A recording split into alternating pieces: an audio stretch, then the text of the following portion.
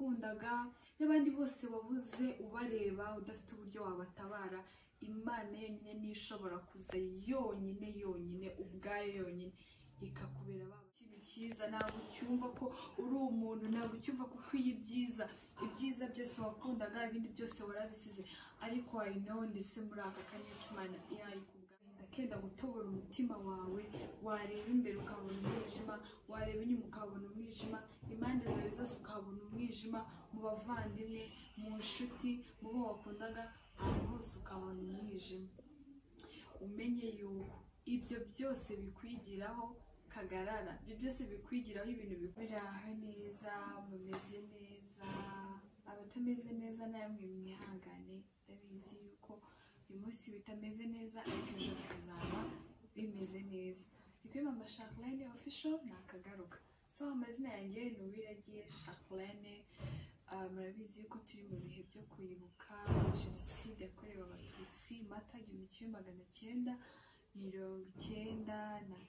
Abantu mukomeze mwihangane, abandi namwe mube hafi bagenzi banyu, mubafatire umugongo. Ni ibihe by'incamugongo, ni ibihe bitoroshye, ariko ndabizi yuko Imana iri hafi kandi Imana iri kumwe n'abanyarwanda aho bari hose, kandi Imana iri kumwe n'u Rwanda rwacu.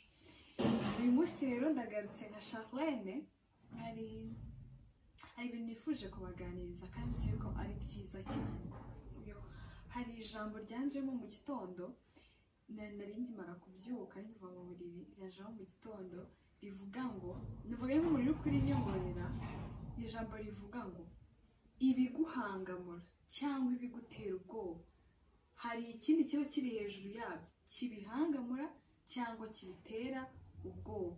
Nimba ushaka gutsinda, niba ushaka guhangamura, nimba ushaka guhabya, ibiguhabya, ibigutera ubwoba bikaguhangamura, wisunga umuntu uhabya, wisunga umuntu uhangamura ibiguhangamura, nibwo nabyo uzabitsinda.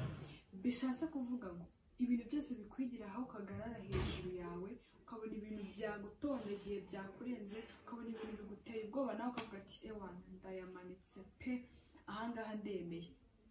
Ibintu agahinda kakwishe mu mutima, wumva wabuze aho werekeza, wumva agahinda kenda gutobora umutima wawe. Wareba imbere ukabona umwijima, wareba inyuma ukabona umwijima, impande zawe zose ukabona umwijima, mu bavandimwe, mu nshuti, mu bo wakundaga, ahantu hose ukabona umwijima. Umenye yuko ibyo byose bikwigiraho kagarara, ibyo byose bikwigiraho ibintu bikomeye. Hari undi muntu uri hejuru yabyo, hari ikindi kintu cyo kiri hejuru yabyo nacyo gibitinya cyane, baravuga ati oh turayamanitse ntabwo tuzongera. Bivuze ngo rero icyo kintu nicyo ugomba gushakisha nawe ukacyisunga, kugira ngo bya bindi ntibigutera ubwoba, nawe uzajya ubihangamura. Uwo nguwo ubihangamura abiguhangamurire mu gihe byaguteye ubwoba. Ndizera ko uwo muntu nta wundi ni Imana, uwo muntu ni Yesu wenyine ushaka kubigukorera. Njye mbibabwira, ntabwo senga cyane pe, mutabona nyine ngo mama ni pastorine ngo ndasenga, muri ayo mukobwa nyine usenga cyane, no pe ndi normal, ndi no mu bintu byanjye byose biba bisanzwe. Ariko njyewe nabonye imbaraga z'Imana. Agahinda kose umuntu yagira, ibyago byose umuntu yagira, umubabaro wose umuntu wagira, nta wundi muntu ushaka kugukiza. Nawe ubwawe ushaka kugerageza, inshuti zawe n'abavandimwe bashaka kugerageza, abagukunda barara badasinziriye kubwawe bashaka kugerageza, ariko bakagira aho bagarukira. Ariko amaboko y'Imana iteka ryose, ndabizi neza yuko abafite amaboko y'Imana, imbaraga z'Imana, urukundo rw'Imana, igitinyiro cy'Imana cyo kiri unlimited, ntabwo kigira aho kigarukira, ntabwo kigira urugi kigeraho ngo gihagarare, ntabwo kigira abantu kigeraho ngo gihagarare. Igitinyiro cy'Imana n'imbaraga z'Imana byo birinjira no mu bikuta hatari inzira, byo Imana irinjira ahantu hose, irinjira ahantu hose ishaka inzira, nta n'ikibura inzira. Imana yonyine muri ibi bihe, Imana yonyine muri aka kanya, Imana yonyine mu bihe igihugu cyacu kirimo, Imana yonyine abantu bababaye bishwe n'agahinda babuze aho berekeza, Imana niyo yonyine ifite kwinjira igapenetratinga mu mutima wawe, ya mahoro wabuze ikayagwa, bya byishimo wabuze ikabiguha, cya cyizere wabuze ikakiguha. Bavandimwe bawe bagusetsaga kera wakundaga, mama wawe wakundaga, papa wawe wakundaga, nyogokuru na sogokuru wawe wakundaga, n'abandi bose wabuze ubareba udafite uburyo wabatabara. Imana yonyine niyo ishobora kuza yonyine ubwayo yonyine ikakubera babandi bose wabuze. Imana yonyine niyo yonyine ishobora kuza ikakubera igasiba icyuho babandi bose basize icyo cyuho ikagiziba. Niyo mpamvu rero Imana tugomba kwiringira muri ibi bihe turimo. Mugenzi wawe abona yacitse intege, mubwire yuko Imana ihari, mubwire yuko hari igihari kigomba guhangamura ibimuhangamuye. Ibiteye ubwoba abantu mu gihugu cyacu tubona twese twabuze inzira, Imana niyo ifite urufunguzo, Imana niyo ifite ijambo rya nyuma, Imana niyo ifite imbaraga zo kuvuga ngo muceceke, mureke gukomeza kwigira abahatari ku bana banjye, mureke gukomeza kwigira abahatari ku gihugu cyacu, mureke gukomeza kwigira abahatari ku bwoko bwanjye, kuko turi ubwoko bw'Imana. Abanyarwanda barasenga, abanyarwanda benshi bubaha Imana, so niyo mpamvu Imana tutadutanga ngo Imana ikomeze ibone tubabara, ngo Imana ikomeze ibone agahinda nyine kisha abantu. Niyo mpamvu rero Imana muri aka kanya iri kuvuga ngo irahari, ndahari, nyegera mu mbaraga zawe nkeya, ariko nyegera. Ntabwo ari ngombwa ngo wiyirize, ntabwo ari ngombwa ngo wikwatagure, ntabwo ari ngombwa ngo tege ibitambaro, ntabwo ari ngombwa ngo wambare ibirebire, ntabwo ari ngombwa. Icy'ingenzi ni umutima wawe. Imana irabibona ko ushavuye, ubwe ati Mana akira ishavu ryanjye, akira agahinda kanjye, akira umubabaro wanjye, ni wowe wenyine ushobora kuwushongesha nkishima nkamera neza. Niyo mpamvu rero aho uri usangize iki kiganiro bagenzi bawe, usangize iki kiganiro undi muntu, mubwire uti amenye aka kanya ngo Imana iri kumuhamagaye kuvuga ati ngwino yegere, sangisha umutima wawe, sangisha ibitekerezo byawe, sangisha imigambi yawe, kuko ndahari ku bwawe muri aka kanya, ndahari ku bwawe kugira ngo ngushimishe, ndahari ku bwawe kugira ngo nkunezeze, ndahari ku bwawe kugira ngo ibyo ubona byagucanze ikibaguye. Si ngombwa ngo ukore ibintu bikomeye, si ngombwa ngo ukore ibintu bihambaye. Imana nyine areba mu mutima wawe, icyo ugomba gukora emera, uyibwire uti akira umutima wanjye, akira byose, akira ibitekerezo byanjye, ndababaye ntacyo ushoboye, mfite agahinda, kuko irabyumva. Turabana b'abantu tuba tubabaye, abantu baranyuze mu bintu byinshi, abandi bikaba ikintu cyiza, ntabwo ucyumva ko uri umuntu, ntabwo ucyumva ko ukwiye ibyiza byose wakundaga, ibindi byose warabisize, ariko I know ndetse muri aka kanya k'Imana ihari ku bwacu. Reka mbabwire njyewe hari umunsi nigeze kureba gutyo ndiheba, nakiga nakubera uburwayi buhambaye mara igihe, ariko iteka nkaba mbizi yuko uyu munsi ndababaye, uyu munsi mfite agahinda, ariko ejo ntabwo nzaba mbabaye, mu gitondo ndababaye ariko ntabwo nijoro ndaba mbabaye.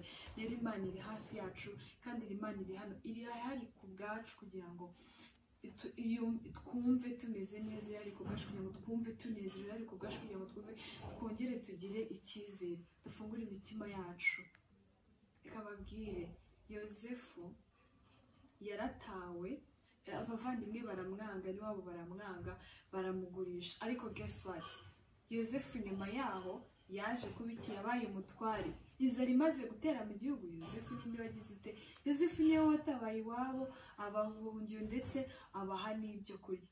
Abisiraheli iyo baterwaga ntabwo bakoraga ibintu byinshi, ko babaga bari kumwe n'Imana, bayemereye kugira ngo ibane nabo, yarabarwanirira. Ngaho baze kurwana n'abasirikare nk'icyatanu bose, mwe muri abantu bake, nta mbunda, nta shuka, nta n'ikintu kimwe ufite cyo kurwanira. Imana ikavuga ati genda gusa muvuze amakondera, ibintu byoroheje cyane, ibintu ubona bitagira ikintu bimara, ariko inkiki igahanuka, abantu bose bagapfa, abisiraheli bagasigara.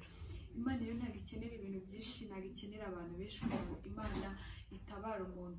Irahari ku bwacu, kandi nizeye ko ihagaze mu kirere cy'u Rwanda. Imana ihagaze ku kirere cy'u Rwanda, ihagaze ku buzima bw'abanyarwanda, kugira ngo muri ibi bihe ibafashe, ibabe hafi. Nubwo wabona idahari, nubwo wabona nta muntu uhari, ariko I know Imana irahari, kandi ihari ku bwacu, irahari ku bwacu, kandi ntabwo izigera ituva imbere. Rero abanyarwanda, abanyarwandakazi, aho muri hose, aho uri mu Rwanda imbere, waba uri mu Rwanda inyuma, aka kanya umenye ngo Imana irahari ku bwawe, kandi izahora ihari ku bwawe. Irahari muri ibi bihe ngo igufashe gukomera, irahari muri ibi bihe ngo yoroshye umutima wawe, irahari muri ibi bihe ngo ikwibagize ibibi wanyuzemo, kugira ngo wumve uruhutse, wumve unezerewe, wumve uri umuntu mushya. Imana irahari muri aka kanya ngo iguhe intsinzi, kandi Imana irahari muri aka kanya ngo izajya ihora iduha intsinzi iteka ryose, kugira ngo intsinzi ihore iri mu biganza by'Abanyarwanda nk'uko intsinzi yahoze iri mu biganza by'Abisiraheli. Abisiraheli ntibavogerwaga, Abisiraheli iyo wabavogeraga icyakubagaho wabaga ukimenye nyuma. Nubwo nasoma Bibiliya cyareke inkuru z'Abayisiraheli, abantu twese benshi turabizi Abisiraheli bari ubwoko bw'Imana. Rero natwe muri iki gihe turimo Abanyarwanda n'ubwoko bw'Imana, niyo mpamvu itazigera idusiga, itazigera iduhana. Niyo mpamvu Imana ihari kubw'imfubyi kugira ngo izikuze, ugakura udafite mama udafite papa, ariko ugakura ukavamo umuntu w'umugabo. Ntabwo abantu bose bakuze, ntabwo abantu bose b'abayobozi dufite hano mu gihugu cyacu, abana bakomeye bose bakuriye hagati, bakuriye mu biganza by'ababyeyi babo. Ariko Imana irarera, niyo n'imfubyi irakurera, niyo udafite epfo na ruguru Imana ikuba hafi kandi igahora ihari ku bwawe. Rero mwakire ihumure, mwakire ibyishimo. Ndi kubivuga ntabwo nabibayemo, amateka yabaye 94 sinari impari, nari ntaranaganya no kubaho, ariko ibitabo turabisoma twumva ubuhamya ababyeyi baciraga babayeho, barabitubwira, batubwira uko byari bimeze. Byari ibihe bikomeye, byari ibihe by'imibabaro, byari ibihe biteye ubwoba pe, birumvikana. Ariko dusubize n'amaso inyuma, turebe aho twavuye, turebe aho turi uyu munsi. Ababayeho bo barabyumva cyane. Iyo utekereje 95, 96, 97 ko igihugu cye kimeze, ukareba n'uko umeze, n'uko igihugu kimeze aka kanya. Igihugu cyariyubatse kandi kigeze kure. Dusabe Imana igihora irinze igihugu cyacu, iterambere twagezeho ntituzigere dusubira inyuma, ahubwo tujye duhora dusonga mbere. Zakana ngo abasirikare bakunda kuvuga niba ari ngo songa mbere paka nyabyo, something like that, ntabwo business. So tugomba gukomeza dusonga mbere, kuko n'icyo Imana iduhamagarira kandi hari ku bwacu, kandi izahora iduha intsinzi. Rero aho uri hose wumva ihumure mu mutima wawe, wumva ibyishimo mu mutima wawe, umenye yuko Imana iri ku bwawe, kandi umenye ko Imana hari aka kanya kugira ngo iguhoze agahinda ndetse n'amarira n'amajwi ahora avugira mu mutima wawe, nawe uravugira mu bwonko bwawe. So wakire ihumure, wakire intsinzi, kandi Imana igihora ihagaze ku gihugu cyacu, tujye duhorana iterambere n'intsinzi. Murakoze cyane, baziranye n'Uwiragiye Charlene. Rero mukomeze mwibuke mwiyubaka, dukomeze twibuke twiyubaka, kandi nk'urubyiruko dukomeze dusigasire iterambere igihugu cyacu cyagezeho, twirinda amabwire, kandi ibyo twumvishe byiza n'ibyo twize byose tubishyira mu bikorwa. Ciao ciao.